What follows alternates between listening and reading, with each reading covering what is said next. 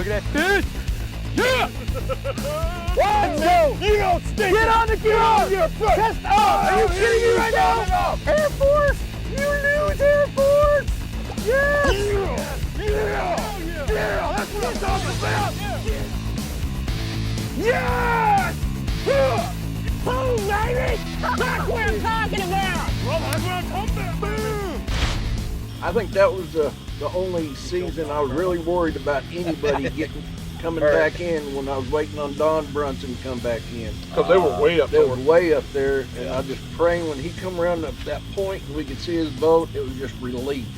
It was. Because that weather was coming in hard. We had to tear down the entire talk and relocate it because it was just. 2 or 3 times we moved that time. I think 3 times because the winds were too strong, the rain was sideways.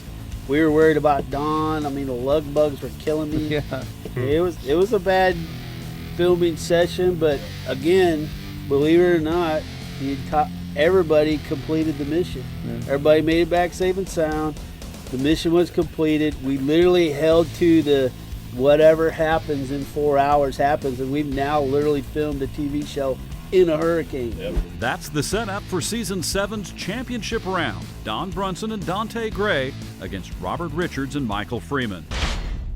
All of the smack and all of the fish. We're now down to 2 teams in the Season 7 Force on Force Championship. And these 2 teams took very different paths to get here. Alpha Team is Army Bass Anglers Don Brunson and Dante Gray. The duo has focused on a variety of offshore points on the north end of the lake. In a 4-hour tournament, here is the risk. Time committed to driving up the lake and back. The reward, however, limits of fish and victories. Bravo Team is the opposite. Marine bass angler Robert Richards and Air Force bass angler Nick Freeman stayed on the southern end of the lake and were able to advance by catching a solitary big keeper in each round. Can the One Fish Wonders catch a big enough bass to win it all? Or will Alpha Team turn in another limit to take the title? Here is your championship round G2 Lake report. Hurricane Harvey is now getting very close. We could see periods of drizzle and light rain at the beginning, turning to storm conditions by the end of this round. The outer bands are expected to arrive right about the time these teams return to the talk for the after-action review. That's good. I don't think he's gonna do it either.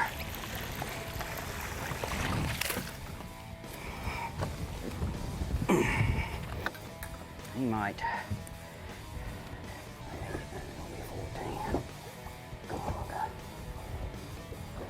Oh yeah, that's a weigher. That broke the ice. I waited too long.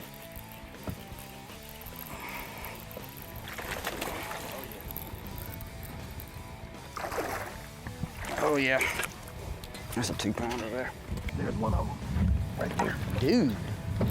That's a good one.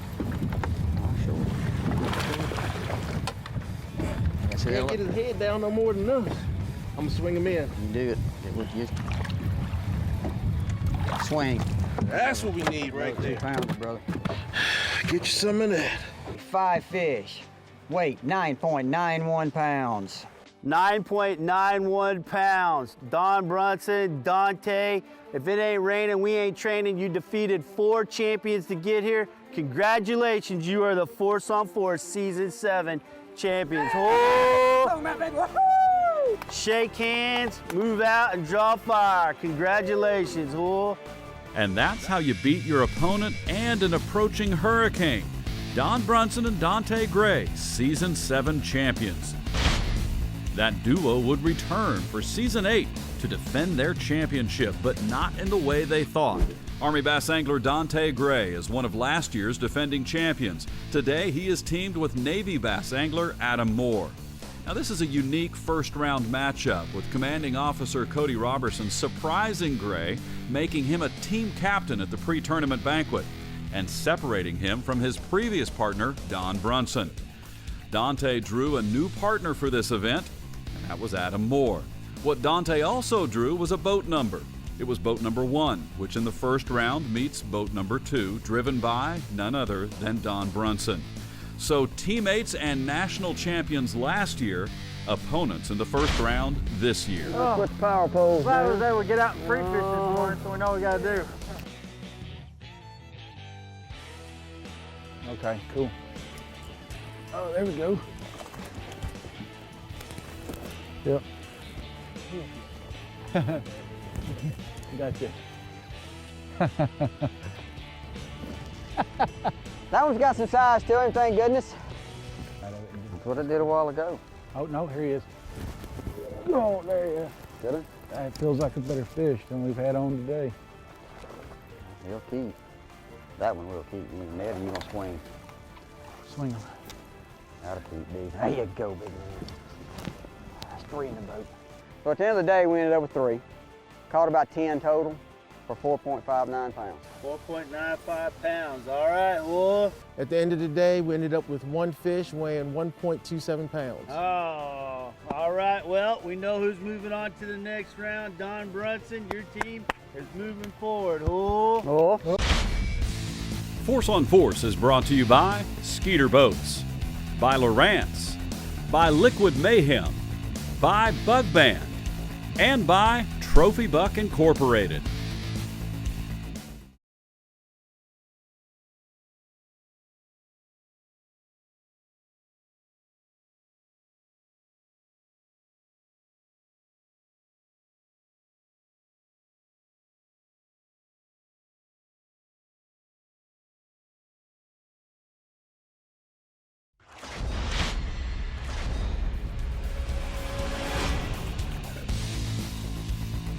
My name's George Shippey. I was a competitor in seasons 4, 6, and 8. Thanks for watching Force on Force. Most of the guys that get around me most of the time know me as being the kind of the straight shooter. You ask me a question, I'm gonna tell you the answer. I'm not gonna give you any bull crap. Kind of straight. But what they don't see of me is the side that, you know, kind of chokes people up. And so I went to Iraq 10 years ago.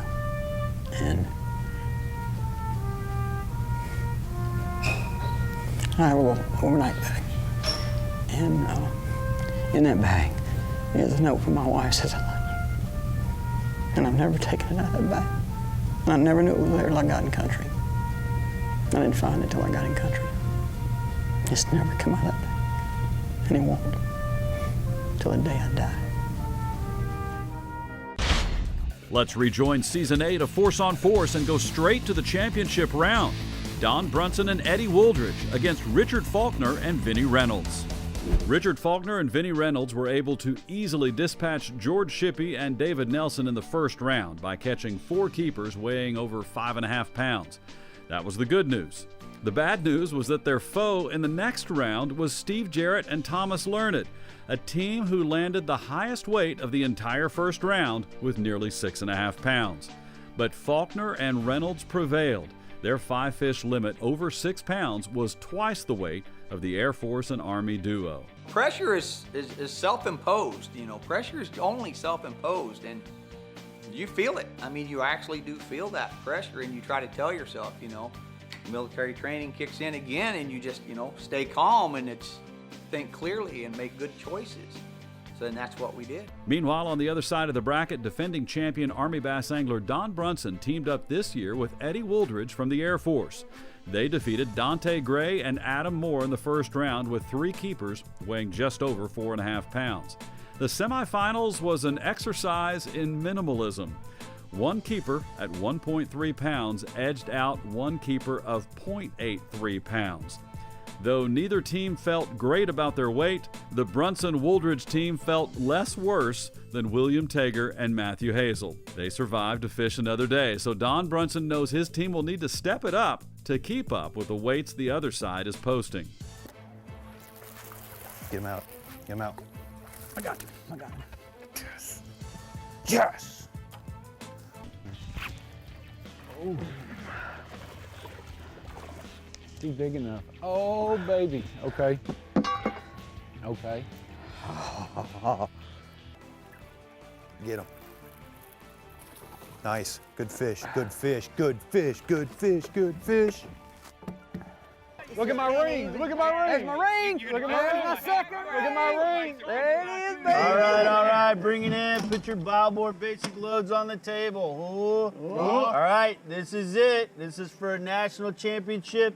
Your name on this trophy forever. Potentially your name for a second time on this trophy forever for a possible two-time, second-time national champion over here. There's a possibility. Started flipping some docks. Caught a keeper. 1.32, said, "Hup, we're on something, let's keep moving." Fished a couple more docks. That was it. One keeper. One keeper, 1.32. First fish was 2 1/4 pounds. Uh-oh. Second fish was... Let's hear the rest of your story. Second fish was 1.5 pounds, and we caught a third fish that was about 1.5 pounds. All right, it sounds like we got ourselves a national champion over here. We got that! Yeah! Good job, guys. All right! Congratulations. It's all right here, man!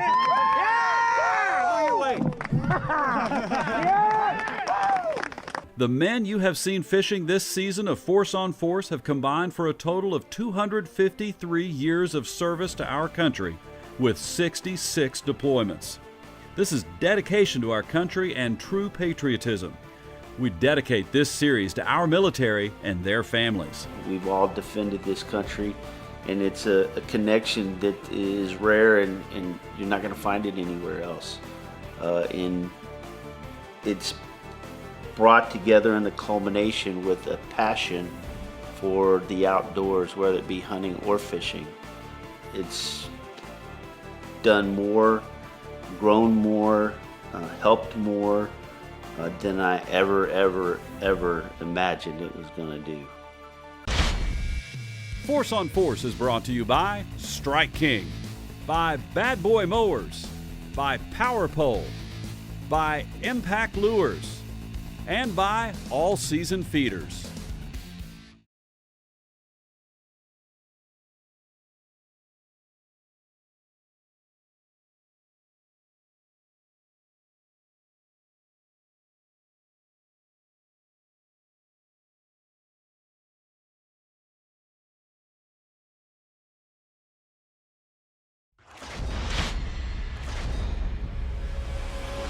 Welcome back to Force on Force, a unique fishing show which is part of the Army Bass Anglers, the largest military outdoors organization in the country. It's not growing because, we have really cool products.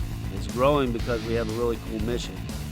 And it's not just cool, it's the right mission for service members out there that want to be in the outdoors. It has a very clear focus, support, defend, fish. So let's continue our recap with Season 9. Once again, the site was a mystery lake. Lieutenant Colonel Robertson surprised this season's teams once again, not telling the teams where they would be fishing. All they knew was to meet at Emory, Texas at 4:30 in the morning. But with dozens of lakes nearby, the possibilities were plentiful. This challenge kept the anglers' minds active. Eventually, the roads led further and further south, and just before dawn, the teams pulled up to Lake Athens, an 1,800-acre lake. 50 feet at its deepest point, it's known for quality keepers in the 3 to 8 pound range. The lake record is 14.19. We got 4 hours of fish. Best 5 fish take it, and loser goes home. So it's cutthroat. One of the best stories of the first round was the fish that almost was.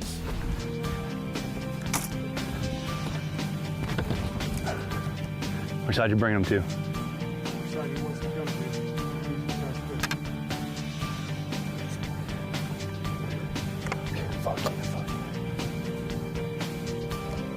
Good one. Good one. Get him up. That's a good one. That's a good one. Oh! From a technical standpoint, we sometimes get questions from viewers asking, what happens when microphones get wet? Well, here's what it sounds like. That sound you don't hear tells us we need to get a new microphone. What's the recap here? The water's cold. Felt good in taking a swim. Athens, best lake to take a swim in. In the next event, something else got away. This cast was a bit off the mark. Oh my God. That hurt? Yeah. Damn it. Sorry, dude. Get that on film? I'm okay. I'm all right, Mom. I'm all right, Mom. None of that time when you hooked me. And I ripped your hat.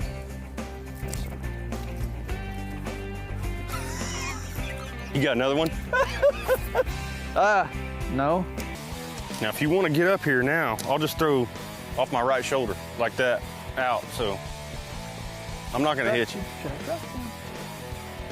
Huh? Nothing. I said, all right. I'm not going to Right hit there. you. I'm not going to hit you, man. All right.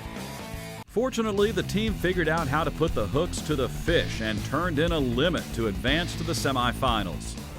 9:17. All right, congratulations. Yeah, You're buddy. moving to the next All right, round of we're on. competition. All right, fellas. Hey. All right, It was grab good your fishing with you basic guys. load, get Yeah. out of my top Okay. pool. All right. Yes, sir. Thank you.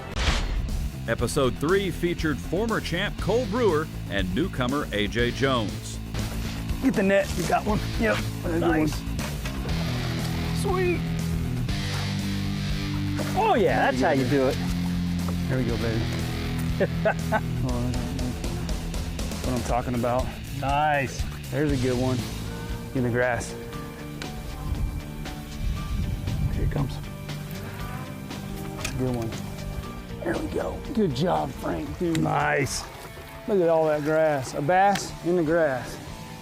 And that's how we do it right there.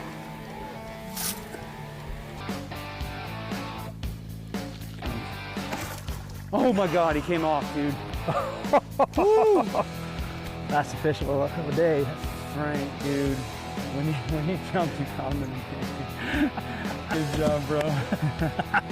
Yes, look at that. That's a pretty fish, too. Brewer and Jones caught a limit in 4 hours of just under 13 pounds to advance. In the final first-round matchup, two-time champ Sean Dalrymple teamed up with Justin Altrogi from the U.S. Military Academy at West Point. I got one, too. All right. We doubled up. There we go. All right. Yeah, yours is going to weigh. All right, here. I'm going to try and do both of them. Hey, what? I got mine on the big one here. I know. Here you go, just. I'm going to. Yeah, I'm bringing mine up right here.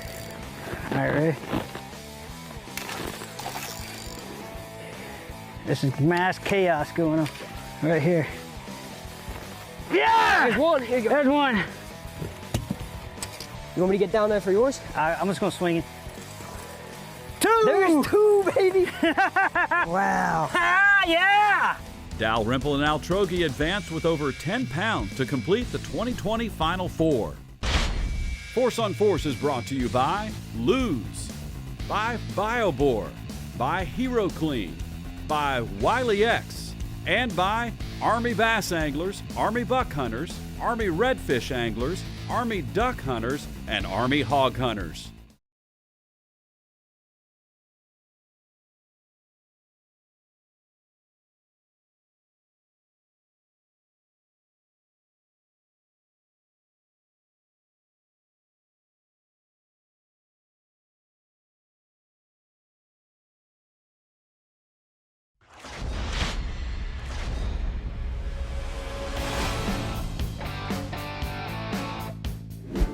This is the story of Frank Jones.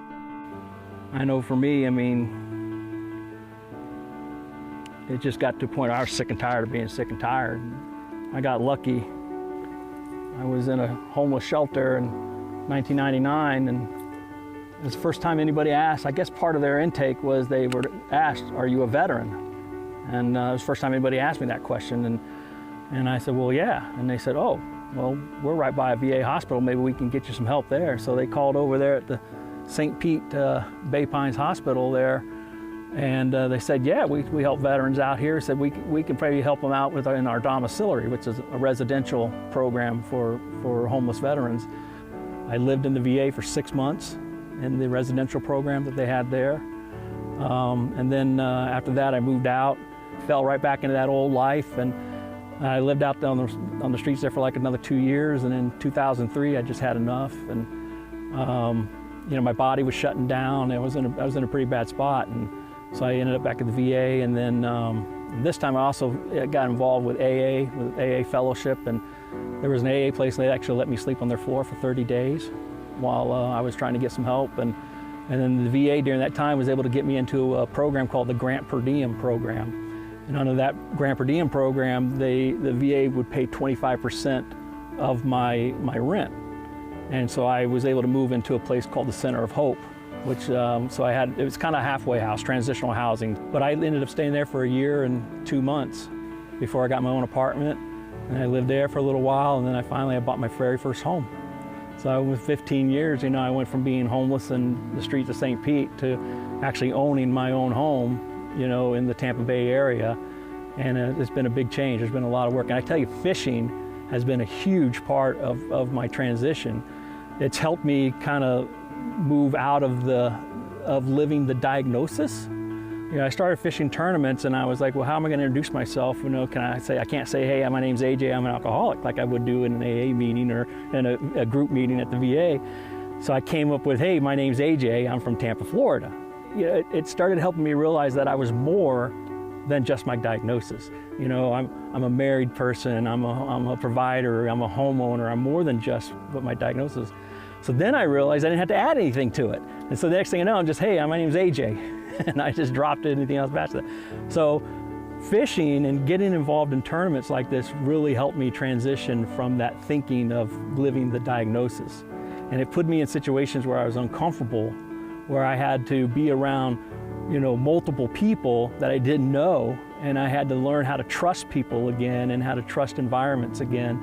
And even though I was very uncomfortable, I had to learn to be comfortable being uncomfortable, if that makes sense, because everything was new in my life.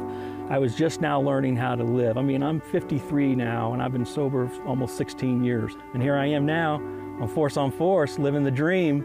And I hope there's other veterans out there that, you know, that see this story or hear maybe my story. And then maybe it helps to inspire a little bit of hope and wellness into them, you know, that they can do something more, and they don't have to live that diagnosis. They can get out of the house and try things. Sure, it's uncomfortable, but you got to be willing to stay in the uncomfortability long enough for it to become comfortable. And that is what the Army Bass Angler Organization is all about. This brotherhood of service, supporting each other and making a difference in the lives of those who have protected each of us with their service to our country. Let's join the semifinals of Season 9 of Force on Force. Richard Faulkner and Brent Hill met Mike Carroll and Frankie Turner, another cadet from West Point. The first 3 hours and 45 minutes were all Faulkner and Hill. They caught a limit and cold on this 100-degree day on Lake Athens in East Texas. Just when Bravo Team thought it was over, they found the fish they'd been looking for. 2 big keepers in the final 15 minutes made it interesting, but not interesting enough to claim a win. The other half of the bracket was an epic force-on-force battle. Former champion Cole Brewer with A.J. Jones and 2-time champion Sean Dalrymple with Justin Altrogi. And that is coming up next time on Force on Force. Cast and crew of Force on Force stay at the scenic 515 Cabins in Yantis, Texas, right off of Lake Fork. Convenient to great fishing and hospitality that will make you want to come back again and again. Make Scenic 515 Cabins your go-to place to stay when you visit East Texas. Log on to scenic515cabins.com to book your stay. Thanks for watching Force on Force.